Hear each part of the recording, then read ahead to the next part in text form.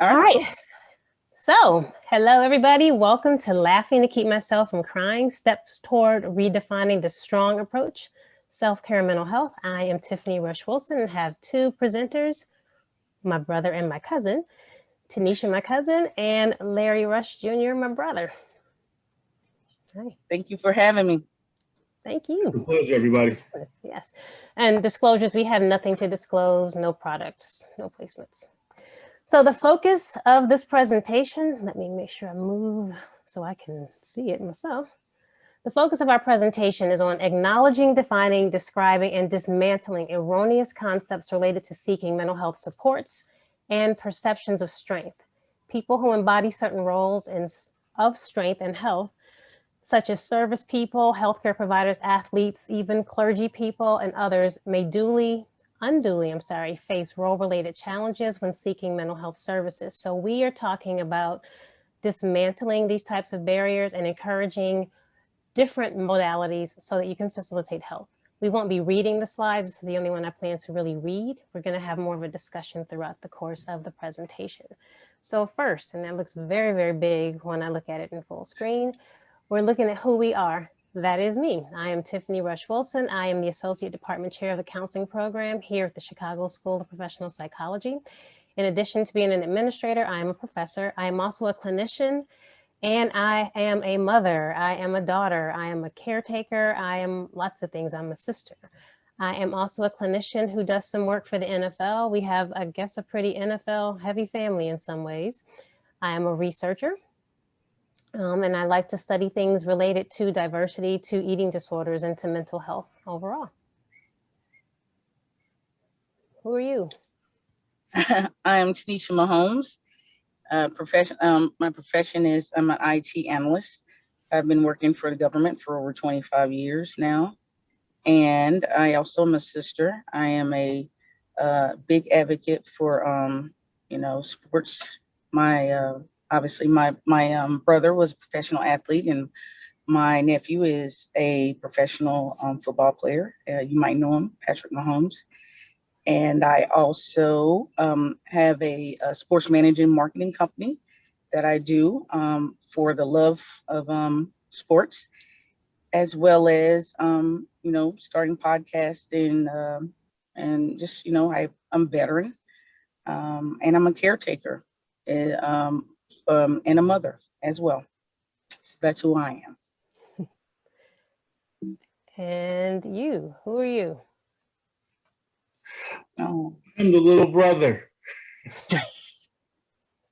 I don't say it often because it feels formal, but the Reverend Lawrence Rush. Been ordained since 2017, PCUSA. I am currently the pastor at Trinity Presbyterian Church in St. Petersburg, Florida. I'm also a chaplain at Tampa General Hospital. So I see a lot, not just in terms of what clergy go through, but also in terms of what healthcare professionals go through, doctors, nurses, because part of my job as chaplain is not just to provide care to the patients, but also to provide care to the staff. So there are plenty of levels that I am blessed enough to be able to see. Excellent. So when we're looking at mental health awareness, there are certain things we want you to be aware of, to have your own awareness. One are the concepts that we've gained or that have gained significant attention, some of the data subsequent to COVID-19 that impacts mental health, and then the acceptance of mental health. So when we look at concepts that have gained significant attention, we look at traditional media and social media and other platforms. One of the things Tinesha mentioned is that she does a podcast. That is one of the primary ways that people, especially younger generations, but more broadly, people overall, are starting to get information about mental health. There's several podcasts that I keep on my own phone related to mental health and decompressing because I need it. And then traditional media, for instance, there's a news story that's been circulating lately about the amount of weight people have gained during COVID-19. And in excess of 30 pounds has been one of the numbers that's been thrown around pretty significantly. That's something that can absolutely impact your mental health. Either of you want to add anything to those before I move on? Feel free. I actually gained about 15 pounds during the COVID. Unfortunately, I had a knee replacement, so I couldn't be active. And then on you compound COVID on top of it, so I wasn't really physically able to do anything, and I was trapped in trapped in the house because of what was going on. And I can tell you that mentally, it was challenging at times because I had already been limited from the surgery, and then the limitations that we had going on for environmental and health reasons really did do a number on me. I mean, I found myself, reaching out and getting a little counseling virtually during the course of, the heavy, isolation period of COVID. Yeah, And I don't think, no, I'm go sorry. ahead. No. Part of the frustrating thing about that in terms of the weight gain and what goes along with that, I've always been a gym rat. Loved going to the gym, and when COVID hit, the gym shut down, which was difficult for me to deal with. And then the parks shut down, so all the outdoor activities I would try to do, I was unable to do, and so the weight gain that comes with COVID was almost unavoidable. And then once things started to reopen, I live in Florida. When things reopened, everybody came rushing back in, and I went to a gym, and there were no masks for a lot of people. People weren't wiping down equipment, and that was the last time I went to the gym because until I feel that it's safe to go, I would rather gain this weight than risk getting COVID. And I've been vaccinated for 3 months, but still, it doesn't feel safe. And so it affects in different ways. It's not just because I gained weight. There's so much else that goes with it as to why I gained weight and how that's affecting me. Like, I love to be around people, but it's really not safe right now, especially here in Florida. Absolutely. I think everybody knows that I am a social butterfly, and that was a huge thing, having to change the way you do things, doing Zoom happy hours with friends, and, versus actually being able to interact with them. So I think COVID is going to change, or it allowed us to change the way that we did things. And I think moving forward, people are going to keep some of those tactics that they use to survive in COVID, because I for one am like you. I am very timid to engage, because I don't feel like it's safe out here. I'm in Texas, and the first thing that we had was, oh, you're okay, guys, no mask mandate. We were the first ones that, and I'm like, how in the world we still don't, we're still on the first level of vaccinations, and they're telling us that we can go out without a mask. So I understand where you're coming from when you talk about not feeling safe. I mean, that was a big issue. So that did play a big part in some of the, the weight gain, but also just the mental stress of not being able to do your routines that you normally did. And I can agree with that. And very different than either of you. You both live in the southern part of the United States. I'm in the southern part of Canada primarily. It's very different. So I can't get back to Canada until today because I came back to Ohio to get vaccinated. And Canada pretty much was like, until you have a negative COVID test, we don't care about your vaccination, you can't come back. So we had to stay here long enough to go back because it's a very different level of response to COVID there. And to tie this all back to the overall presentation, we are all in caregiving roles, professionally and even in our personal lives. So I am working here as an administrator. There's a certain amount of connection caretaking that we have with students. But more than that, I have the clinical work where there are people constantly asking me to help them. And there's very little sometimes left for me. I've noticed people saying things now like, sorry to just call, because people have cold called or just shown up. But do you have time for me? Or this is going on. And at the end saying, I hope you take some time for yourself. And I'm wondering, where does that time come from? Don't know. So as caregivers and helping professionals, this is challenging. Very. Absolutely. There's a greater acceptance for discussing mental health. That's a blessing and a curse. Because on the one hand, we can talk about the challenges that come with needing additional time and space. However, no one has created that additional time and space. And some people are still somewhat skeptical of healthcare and how we engage healthcare. Mm-hmm. So this, help me, help you, help me. Some of our goals here, we want to identify, discuss, and challenge barriers to mental health care. We want to talk about how tough people manage, the ones who are your military people, your clergy people, your clinicians, your administrators, your whomever, these people who are doing the essential services, who are out there every day doing things to help everybody else, who's asking how they're doing, who checks in with the postal worker to see how are you doing, who's checking in with that person from Amazon who's in that warehouse delivering or providing access to all of the things that many of us order on a regular basis. The idea of super women, and I specifically brought up super women, these people who are now mothers and teachers and workers and all of these different roles all piled on top of themselves, who's checking in to see how this person is doing. And this morning, I actually had a conversation with a colleague. We were talking about the superwoman piece, and in particular, she said, well, now they're just really trying to numb everybody out with wine. And there's almost like this joke about women who need to have 5 glasses of wine when they come home. There's a joke in there, but there's something pretty serious embedded in there as well that we have to pay attention to and look at how all of these roles and all of these different strains impact our overall mental health.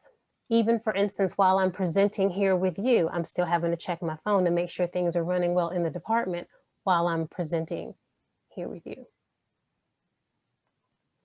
So, Mr. Clergy, what do you have to say about that? It's interesting how you're talking about the cold calls. Part of my role as pastor, you know, everybody in the church has my phone number, and I've told the church that my weekend is Monday and Tuesday. Those are my days off, and without fail, Monday morning I have telephone calls and text messages from my parishioners. Because when you're clergy 24/7, regardless of what your weekend is. And so you try to set boundaries, and you do set boundaries the best you can, but you also realize that when people are in crisis, their crisis doesn't care about your boundaries or your time schedule or what days you have off. So you're constantly being asked to support, being asked to help, being asked to be there for other people, and it never stops. And so there's constantly trying to find that time for you because there is no schedule. Mm-hmm. It just, you squeeze whatever you can in when you can, but I'm also a chaplain. And I'm a pool chaplain, which means that I am on call, which means that if something happens, there I go. And so there's not a lot of time you can just say, this is me time, because it gets interrupted almost invariably. And so there's as people are becoming more comfortable talking about their mental health needs, which is also connected to their spiritual health needs, there's more of an understanding of a need for clergy, but there's less of an understanding that clergy also need time for themselves, some mental health for themselves. Yes. And as a veteran, what's that like? You know, I think you know, with the mindset, we in the military, everything is about your buddy, the buddy system, and esprit de corps with the military. And what happens is you're taught almost to have a mindset of not worrying about yourself, but worrying about the people that are surrounding you, because you are now almost linked at the hip. And I believe that, you know, part of my issue started when I joined the military, because that became my mindset. You know, you're always taking care of soldiers.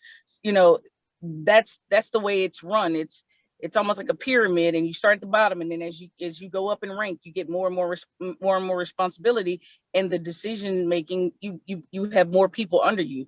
So what ends up happening is they put you in roles of management, and you start to not worry about yourself. You're always worrying about, you know, the 14 people in your unit. And I think that I've carried that right off into another, you know, now that I'm out of the military, into my professional career now.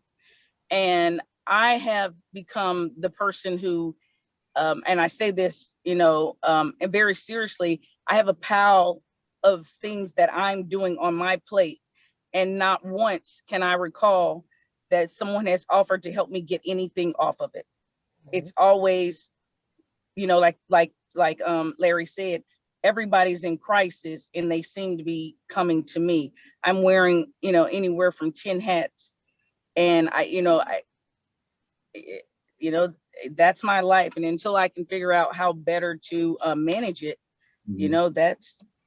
that's where I am with it. So definitely. It's heavy. It is. And part of what makes it heavy is that we're doing things, and not just three of us, largely people who are in this position are doing things that they enjoy and things that are meaningful and valuable. If this was work that you hated, it would be easier to say, let me disconnect from this and do something else. But when you enjoy what you're doing and find it purposeful, it makes it very difficult. We have a hand raised. I don't know if you guys were gonna I think it's saying that it's recorded, but could you go back to the previous slide right quick? Okay, this one? Yeah, I just wanted to screenshot it for reference purposes. Okay. That's all. Y'all good? Yeah, thank you. You're welcome. No problem. Okay.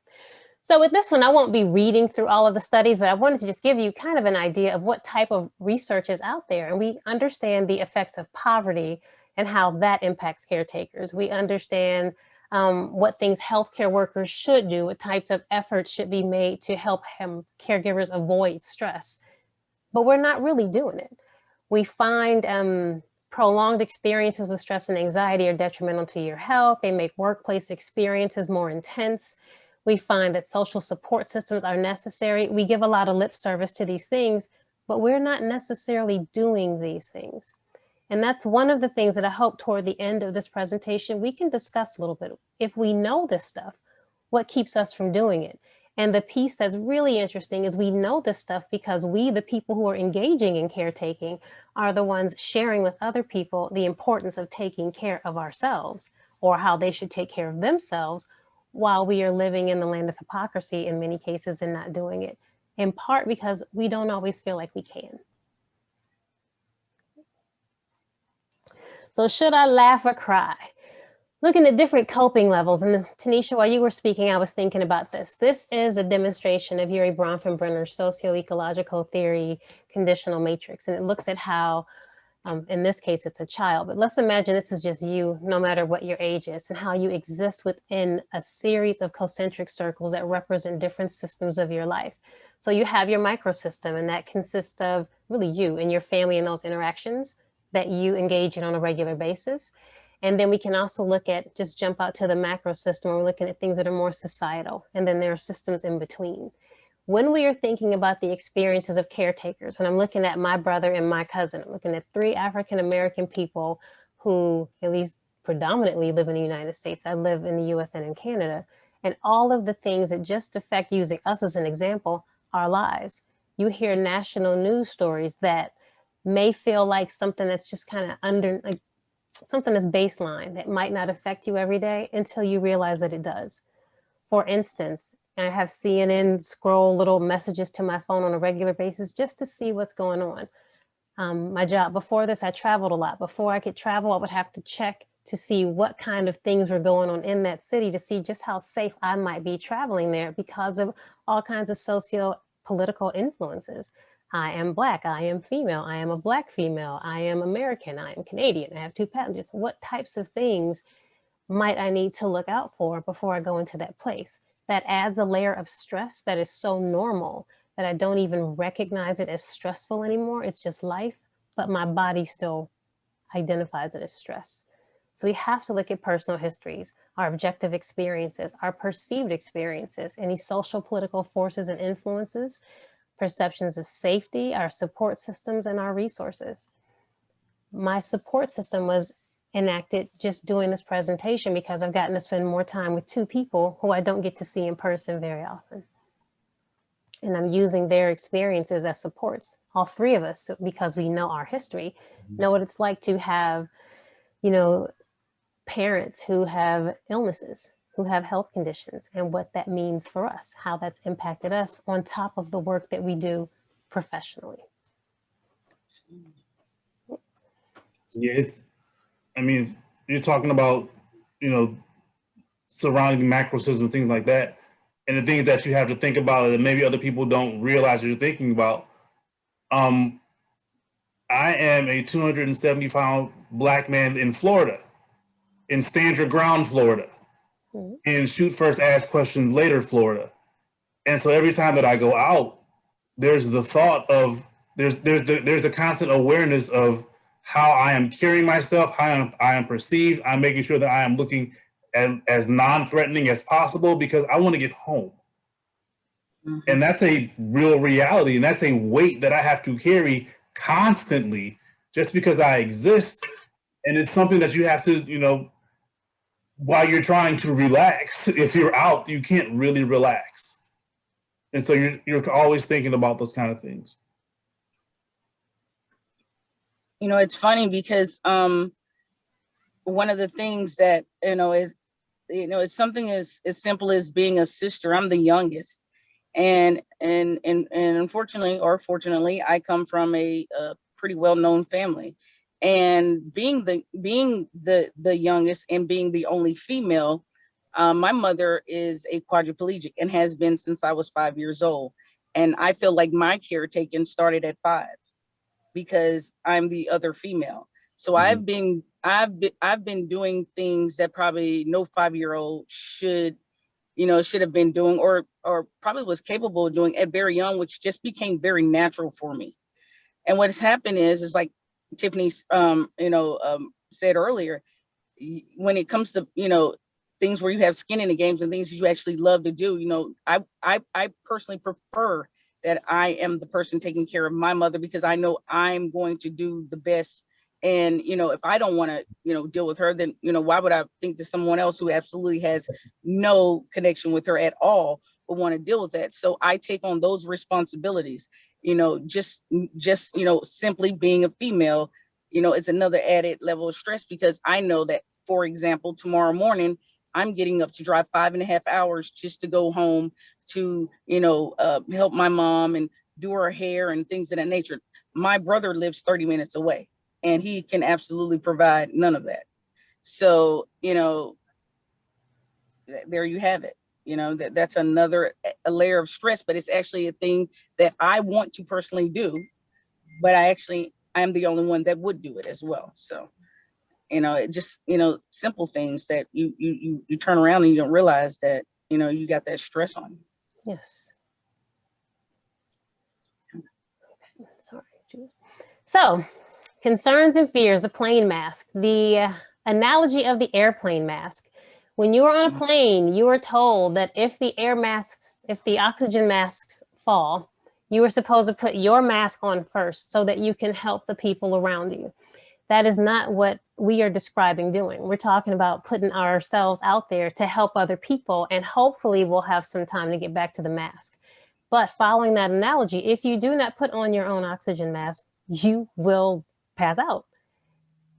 At first, it might get worse. It depends on what's going on and why that oxygen mask deployed. So if you are not taking care of yourself and allowing yourself to get the resources, the rest, whatever it is that you need, at some point you will burn out.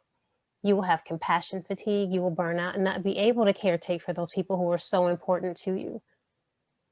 That's something we need to all keep in mind. So that looks at identity. Who am I? Am I a self? Am I a caretaker? Am I all of those things? Is being a self something that's just on my to-do list, or do I actually enjoy it? How do I define myself, and not just me? How does one define the self? And issues that should permeate boundaries. Having personal lives and having professional lives, and looking at the intersection between those two is really important. The role of anxiety, the role of guilt, and then something I'll share with you very briefly. I'll call it Diamond's story. A colleague of mine lost her father in January to COVID-19. She is a clinician. She is a professor. She is a sister. She is a daughter. She is a divorcee. She has all of these different roles, and very little time is spent cultivating the self. She said she actually, because she comes from a Middle Eastern culture, she said that it is actually not in keeping with her culture to put herself first. So she's had cultural dictates and norms throughout the course of her life that tell her what you're doing by putting everybody else first is what you're supposed to do as the daughter in this family. Her brother has a very different experience. It sounds a little bit, Tinesha, like what you were describing yourself, with your brother living closer and you still having certain obligations and responsibilities. Absolutely. You're talking about the boundaries. Yes, sir. One of the things we talk about in chaplaincy, which is, the main thrust of this entire presentation, is self-care. And while I was going through my chaplain training, this issue came up of constantly giving of yourself until you're empty.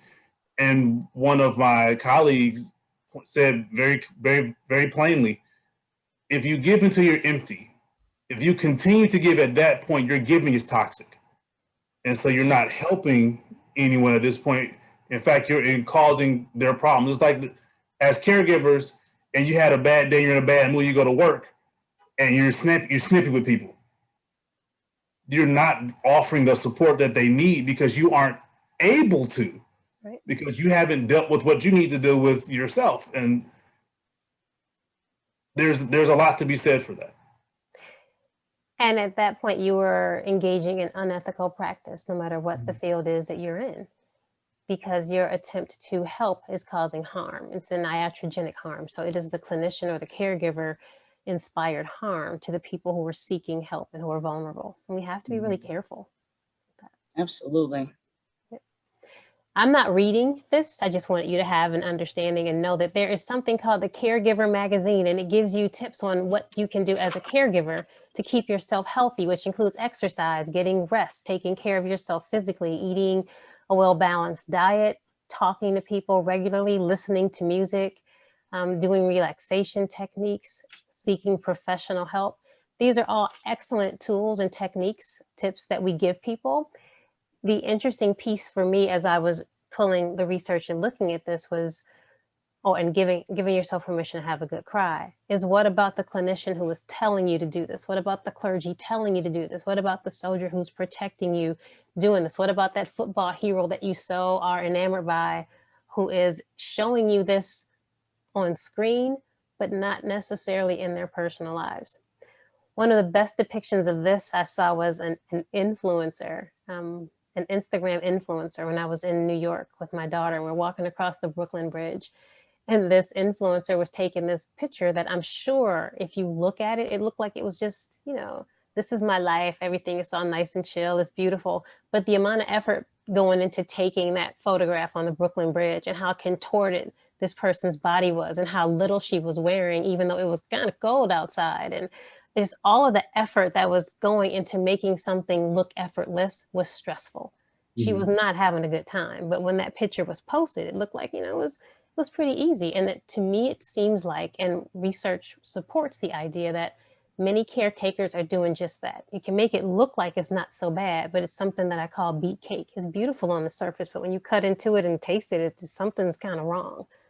It might look okay, but things don't quite match up the way that you would want them to. And my apologies to anybody who would actually eat a beet cake. That would not be. So why are we so bad at this? Why is self-care so difficult? Why is it easy to discuss and hard to do? Are there cultural factors like Diamond identified? And is there a lack of understanding for how to do it? And are time constraints part of the problem? And I have some things to share about this, but I'll let the two of you speak first if you'd like. I think that a big part of it is cultural dictates. So much of the idea of care for someone else, make sure someone else is okay. A lot of, from my perspective as clergy, a lot of that concept is biblical. It says, love your neighbors as you love yourself. And people look at that as just love your neighbors, but they forget that as you love yourself piece. And so you're always, there's a balance. You are trying to live out this biblical dictate, and not realizing that it also means take care of yourself as well. It doesn't mean take care of yourself more than or less than, but also take care of yourself. And I think that's something that's it's easily lost. It's easily overlooked. And I think that leads to this idea of constant giving, constant putting yourself second. And then when there's nothing left to give, suck it up and give more. Yeah. I think I'm a poor manager of what little time that I have available. It's time constraints for me. You know, like I said, I'm either on the road driving 5.5 hours, or I need to, make time for my family. An example is I'm like you, I'm a gym rat normally, right? I received a Apple Watch. I always wanted an Apple Watch. I got it for Mother's Day. I opened it up for Mother's Day last year. Opened it up for the first time 2 days ago. I finally got it activated. Wow. Because I've been meaning to work out. I bought a spin bike. It is still in the box, not built. You know what I mean? I can't figure out for the life of me something that I'm trying to do that I love to do. I can't figure out where the time is. Well, like I said, I'm on the road 5.5 hours. A couple weeks ago, I had to take medical leave for my mother, and I've been making up time ever since, working 10 and 12-hour days. And time constraints are a big thing for me. I think that's my major issue. I know what I should be doing, but I just can't find the time to do it. And I would ask all of you listening to think about, do you really understand how to engage in self-care?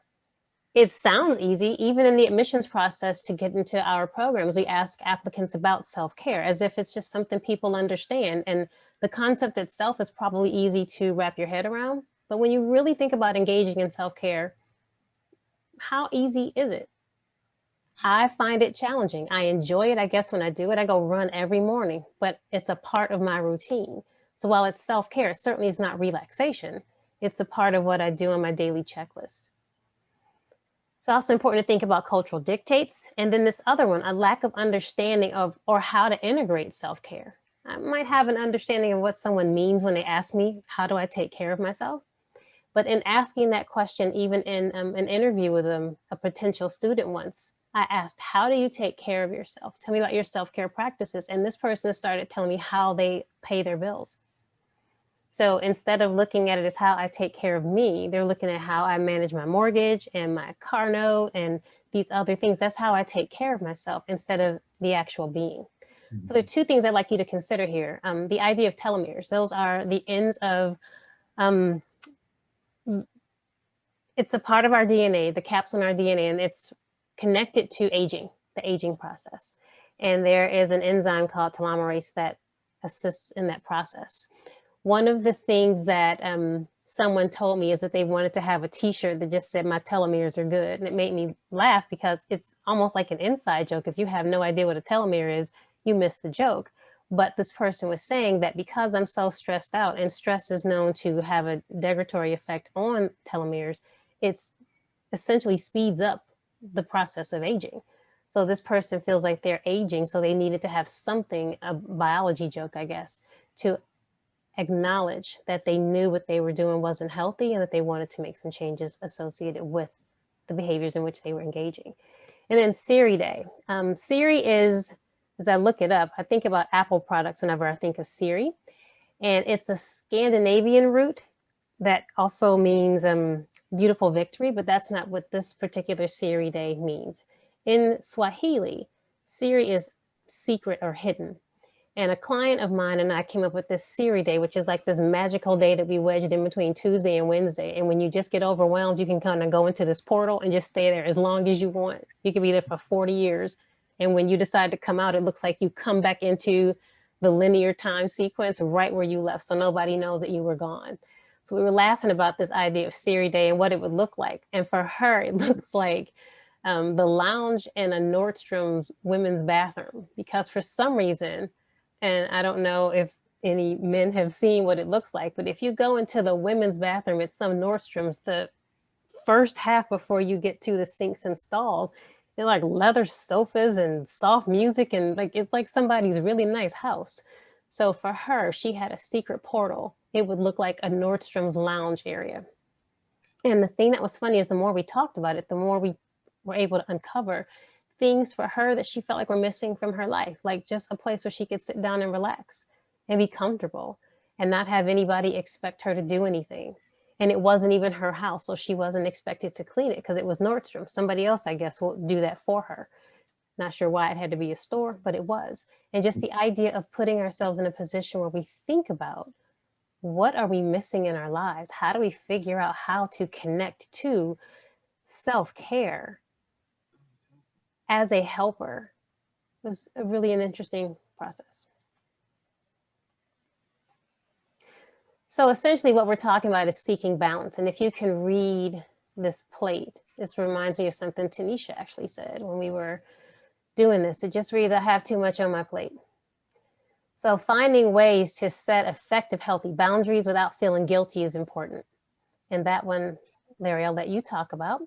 We'll talk about the challenge of imposed identities. What is it like when somebody decides because you are the girl, you will be the caretaker, if you don't necessarily want to be the only caretaker? Or what if you're not the girl and you want to also be part of the caretaking team and no one is allowing you at that same access?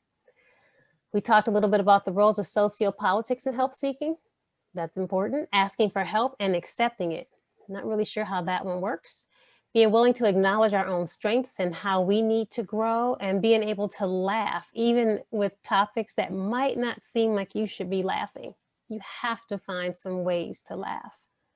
But I'll turn the guilt piece over to you, sir. So the setting healthy boundaries is something that I talked a little bit about earlier, but it's very important in the work that I do. And the area where I struggle the most with this personally is the fact that at my church, I am part-time because the church is so small they can't afford full-time, which means that I really should only be working 20 to 25 hours a week at the church. I generally work 30 to 35. And that's with the boundaries that I've set. And I'm always trying to do more and feeling bad about when I have to tell parishioners I can't do that. Or, maybe you can find a way to do this yourself, or talk to this other person about, handling this issue or something like that. And you feel bad because it's first of all, I love what I do. It's also what I feel my role is, but I also understand that if we do grow and I do become full-time because we can afford it, then I can step up and do more. Otherwise, why would they pay me full-time when that day comes if I'm doing everything already? There are limits for a reason. And the presbytery that I'm a part of, Tampa Bay Presbytery, talks to me constantly to remind me that you don't have to do everything because you are part-time. And I think that's something that needs to be ingrained, not just in my field, but in fields in general. You have to set a boundary, even though it's something that you love to do. Because if you don't, people will constantly pull at you. And people don't realize that if I have a church with 40 people, that I'm being pulled in 40 different directions. And nobody realizes that they aren't the only one that's trying to pull. And so you have to set the boundary, or otherwise I'll be pulled in 40 different directions. And that's from that one job. And as a chaplain, there are other people who are pulling in other directions. So you have to be able to set boundaries, but I have to allow myself to understand that it's necessary so I don't feel bad about it. Because there's that part of me that constantly wants to do for others. even though I have to remember to do for self as well. Mhm. Otherwise, it becomes toxic. I do want to spend a little bit of time with all of us talking to about that last point, laughing and allowing joy into your life. Because we can talk about a lot of the heavy stuff. We can talk about George Floyd's trial. We can talk about, sexual violence. We can talk about all these things that are happening on a regular basis, these things that are awful. Larry, you and I were even talking this morning about Meghan Markle, who talked about her story, and then people told her that's not true, which was fascinating to me at the time when somebody's saying, no, like, this is my story. And they're like, no, not really. That's not your story. I have a better version that I'm more comfortable with. That Yes. creates stress. And it takes away the ability for us to laugh and to experience joy. As we prepared to do this presentation, we spent a lot of time. I think my daughter said we were on the Zoom call till like 1 or something in the morning Eastern. It was late. It was pretty late. Yes. And finding ways to laugh because we needed that connection. Even thinking about family reunions, and there are all kinds of things that I recall, especially from you, Tinesha, that were just funny things. We need to be able to find reasons to laugh. We all have mothers now who have had some pretty serious health conditions. And it's been almost 10 years now, our mother had a stroke. And it was a very scary time. And it required a whole lot of immediacy and figuring out how to get him from Florida back to Cleveland and get me down from, it was a lot of stuff going on. But two of the things I remember that cracked me up, one is my mother was convinced, as a teacher who had a stroke in her class, teaching a 6th grade class, once she was in the hospital and in her own room and out of the ICU, she was real concerned about that sketchy nurse who couldn't spell because she kept putting an M in November. And it was making me laugh going, that's because there is an M in November. But she was really, like point at the woman when the woman walked in the room going, that's the one who can't spell, but she couldn't speak clearly. So we had so many things going on that we had to find certain ways to laugh at what was going on, because if we didn't laugh, all you could do was cry. There was so much stress with getting this phone call while I'm in a meeting at work and ambulances. I was able to laugh because somehow my father got to my mother before the ambulance, which is weird given that the ambulance was significantly closer. I would love to see what that ride looked like, because we had to pick out certain pieces that would make us laugh, because nothing about the situation itself was funny. Yeah. When you lived with us, Tinesha, you used to make jokes sometimes about yourself. You were 19 years old driving a full-size van. Yep. That was very funny. Absolutely. You had to find things to make you laugh, because otherwise, when you really look at the gravity of the situation, there's nothing funny about it. And then that starts to erode your health. Yeah. I deal with that a lot at the hospital, because you see horrific things. Very, very sad, very heavy things. But behind closed doors, there's a lot of laughter in the hospital. And sometimes we even recognize that's pretty dark. But if you don't find a way to laugh, you'll constantly cry. And so you see someone who's on oxygen and decides to smoke a cigarette and it explodes. That's horrific. That's really sad. The fact that the person survives and the fact that the person is doing much better, it allows me to realize that that's like a scene from a cartoon or a movie. And I can say, okay, you can have a dark laugh at that. That's something that you don't expect to happen. That's something that you see in the movie. I can be okay. That is, I have to admit, that's kind of funny, kind of a thing. And you get a lot of that in the hospital. Like, it'll be something completely off the wall, but the person is okay. And because they're okay, you can take a breath and you can realize the ridiculousness of the situation and get a quick laugh before the next thing happens. Absolutely. I'll tell you a quick story. Recently, my mother's health took a turn for the worse, and I was called at work. And I have a very high stressful job. I deal with military intelligence, and I'm an analyst. And, you know, one mistake, your career is over. It's just that simple. It's very high stress. And, you know, I get a phone call and my father's like, hey, you need to come home. And I'm like, oh man, you know, this is bad. You know, I don't know what to do. You know, we just had the storm and I'm out of leave now, and I gotta work these leave. I gotta work these hours. I got all these things going on here. And I saw that Andrea, I believe it was Andrea, said that I have that she struggles with guilt of self-care. And I'm thinking to myself, I am at my wit's end. I'm working 12-hour days. You know, I'm managing my brother. I'm, you know, taking care. And now I get this call and I don't know if my mom's going to be alive when I, you know, get there.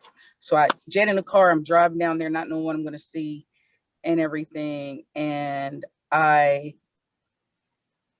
am holding her and, you know, she's struggling to breathe. And the worst of the worst happens. My mom jumps up, looks at me, starts choking. I jump up, I start trying to do the Heimlich, I'm punching the button, I'm doing all of these things, and she dies right in my arms. My mother passes away right in my arms. And I'm steady hitting the code, I'm seeing the code button, the nurses come in, and it's almost like it was surreal. I'm outside of my body, I'm watching them work on my mom. You know, 5 minutes goes by, 10 minutes goes by, and I'm thinking to myself, Lord, you know, this is really it. Like, and I look up and the chaplain is in there.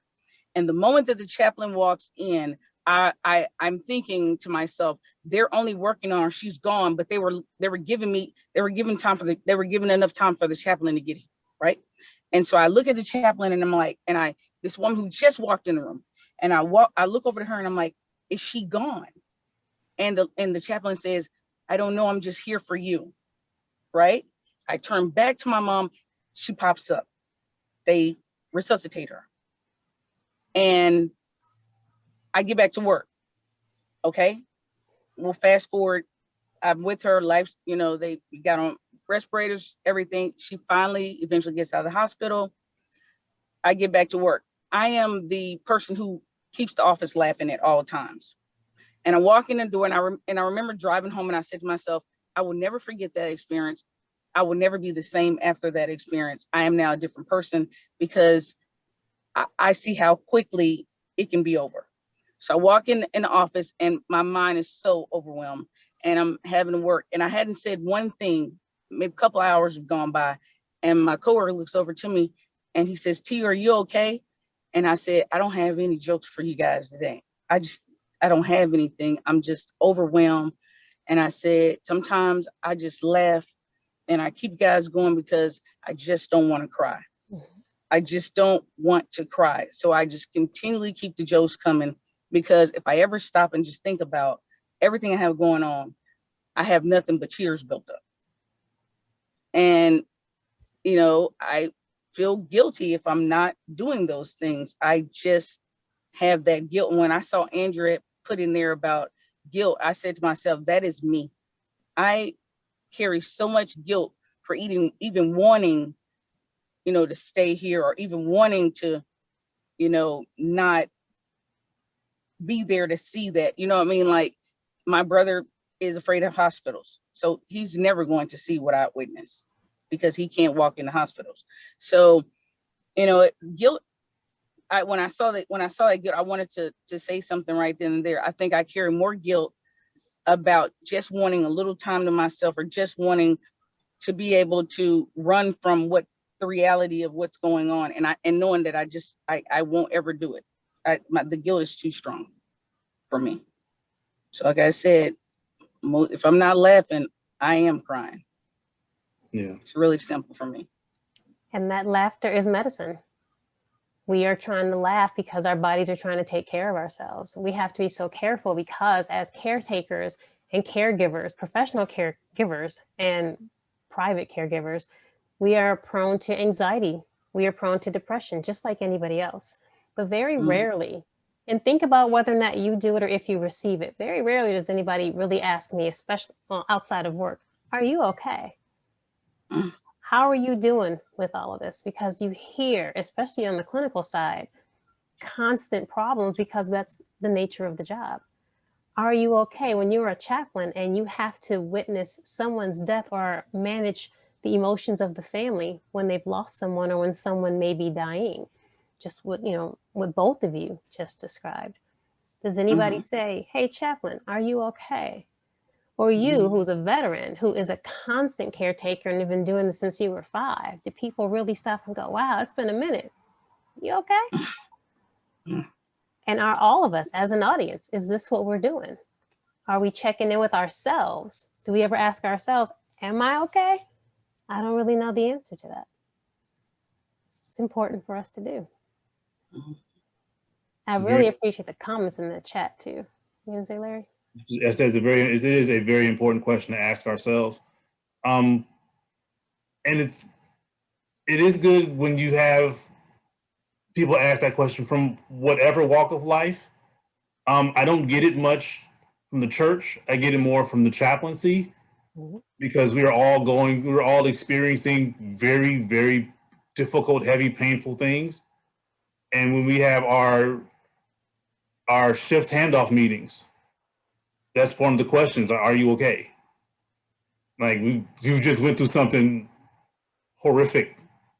It wasn't even you. You were just there to support the people that were going through it, but that's a lot to carry. Are you okay? And that's usually the only time that I really get that in that kind of a capacity. And it's something that I'm sure we all could use more of, no matter what capacity we're in, is someone that kind of understands what you're going through and just, saying, I understand. Are you okay? Yes. It means a lot. Absolutely. And as Absolutely. look in the chat too, comments that Dana's making, Sheena, Andrea, this is really important. Andrea, one of the things that you brought up is that whole, hi, how are you? In high school, I had a job as a greeter at the Gap. And that was my job, to say, hi, how are you? When you walk in the store, I didn't care what the answer was. Nobody told me to wait for the response. Who cared? I'm just supposed to say, hi, how are you? And when people would stop and try to answer, I'm thinking, why are you talking to me? You need to go, because I have to greet so many people as they come in the store and I'm being watched. So I would love to know how you're doing, but I don't really have time for it because the job wasn't set up to do it. And your comment reminds me a lot of that. That was the one thing I really struggled with that job, because sometimes people would want to actually answer the question you did ask them, but there wasn't time to listen. There wasn't time to respond. Yep. Let's see if we can take this off and just kind of have the audience. Let me stop sharing my screen. What questions, comments do you have? Wow, I didn't realize there were so many people here. Your story, real quick, Tiffany, about the Gap is just, because we're talking about laughter too. It reminds me of a commercial that I thought was hilarious. I think it was a Budweiser commercial, something like that, and the people were a bunch of New Yorkers in a bar, and they would come in and say, "How you doing?" And they would just say, "How you doing?" Right? And then you get to this last guy, and he's clearly from the country or whatever, and they're like, how you doing? He's like, I'm doing fine. He starts telling his whole life story. And so the next guy comes and he says, how you doing, everybody? And when he says it, he's getting ready to say it to the country guy, and the rest of them start waving their head like, don't say it, don't say it, don't say it. But that's kind of what your job was, alluding to. You greet, but you don't necessarily have the time to hear the response. But this person, this outsider, doesn't know that how you doing is just a platitude. He thinks it actually is the question, how are you doing? And so he responds, but people don't want the response. They just want to say it and move on. But I think people need to respond to it. We need to say how we're doing. If we know. Yeah. We have a relative, my mom's sister. It's very funny. If you call her and say, hey, Angie, how you doing? You have to listen to like a 25-minute answer. And it's interesting to me where she starts with, well, I got up about 6:15, and she goes you get the whole day throughout the entire day. And I think about it, she lives alone. So that somebody asked her, how are you doing? Her cat isn't, I hope her cat is not asking her how she's doing, or she really needs more people around. But her cat is not going to ask her. So when you ask her how you doing, it's like, oh, I got up at 6:50 and I stretched out my legs, and then I decided to get up off the left side. And she will go through the entirety of her day. You have to sit there and be ready to hear it because you asked her, and she wants to share because she's actually doing her part of self-care, because she is a preschool teacher. she is wiping noses and playing with kids and doing all these things all day, that doesn't really necessarily give her a chance to check in with herself. And these aren't complaints. This is really an effort to ask you to please check in with yourself and look at what your day looks like. Mm-hmm. How packed it is. Even if you love every moment of what you're doing, is there that time set aside for you to enjoy and engage in a relationship with you? Are you doing it? Do you pay attention to those things that just kind of, if you free associate, pop into your mind? For some reason, for the last 2 weeks, I have a fantasy of going to St. Bart's. I only know one person who's ever been there, know nothing about it, but it keeps coming up, which lets me know that I probably need to decompress on some level. And perhaps I need to take a trip to a place I've never before visited. We'll see. Are you checking in with yourselves? Yeah. Interesting enough with, this is a form of self-care. I was determined to do this because right now I'm taking an hour or so from work and that I'm supposed to be doing. But to me, it was worth it because I needed to, to talk about this. I needed to let people know that, these things happen. And I kid you not, like literally when I walked in here, I told Larry, I said, are you excited? Because I'm excited to do this, because these aren't things that I would ever really sit down and share with my family. Hey guys, you guys throw so much at me, I don't get self-care. So this was a form of self-care for me. I wanted to have something where I could decompress, because I'm going to walk back into one of the most stressful jobs, walking earth here. But I did take this moment. So I think that what you've been talking to me about, Tiffany, it's starting to rub off a little bit. Oh, okay. Good. Yeah, absolutely. And So that was my. Thank you. You said what now? So what about the rest of you? Anybody else have any questions, comments, anything you want to throw out in these last 3 minutes we have here before we wrap up? And yes, I'll share the presenters' email addresses.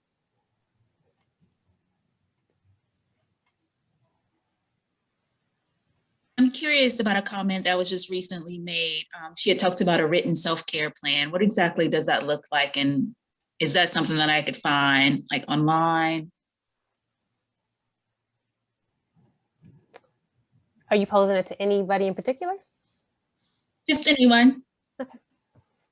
Yes, there are actually several of them online. As a therapist, I've come across quite a number of them. If they're not readily coming to mind right now, but if you do a search in Google, you'll find someone. What I like is that they cater to the faculties of your being, the different faculties of your being. So for example, you might find one that looks at your social self-care, what you're doing there, the physical, the mental, the spiritual, the emotional. So there are different ones there. So you could just find a template that works for you. Thank you. This presentation was really helpful. A lot of takeaways to walk away with. Thank you. And I hope you laugh about something. Please laugh. Please laugh. Please.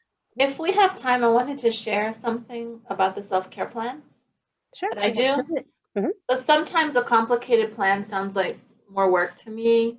So what I do is I have a calendar and I literally just give myself stickers for things I've done for myself that day. Different colors mean different things. And so it's super easy. It's not mentally taxing. And it just makes me happy to look at, the whole month, and I can see, how many stars of different colors I'm getting. Love that. It's reinforcement and a reward. That's nice. Yeah, thank you. I love that one too. There's also one for the person Jackie, this one focuses on body, mind, and spirit. So, we're into mindful breathing and so on. So when you're just paying attention to your breathing, you can just focus on your body. How did you take care of it? What you can do, your mind and your spirit. So that's another one that you could check out. Well,